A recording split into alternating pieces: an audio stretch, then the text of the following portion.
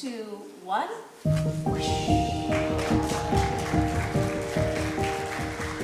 This was a lot of fun. I had to do a lot more research and digging for this piece than I typically have to do. So it was just a really enjoyable experience to be able to learn so much, to be able to do so much research as part of doing a commissioned work. I liked that aspect of it a lot. The biggest challenge as a portrait painter is that no one knows exactly what Roger Williams looked like. So you have to rely on a lot of secondary sources.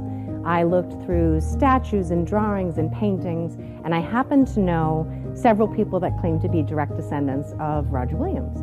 So I studied those and composed a face that I felt was a reasonable justification for what he may have looked like. From there, the rest of the figure for the body, that I drew mainly on existing sculptures. The colors came from existing sculptures, from Costuming for the Day.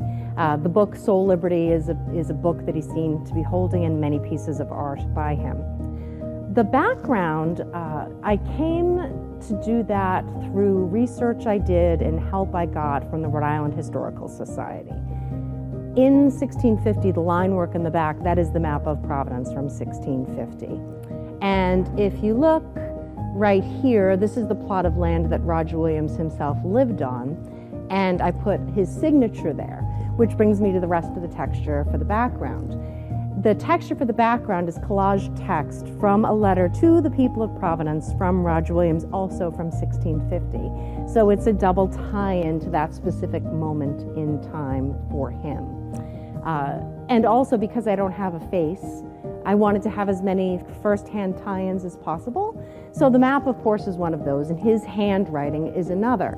But this is the compass that's on display downstairs, which it was nice to be able to put something from his experience that we still have and can view in the painting. To me, the compass also is symbolic of his journey through navigating that path for the separation of church and state that he is responsible for allowing us to have in our government. And then the final tip of the hat is to Rumford, where I'm from.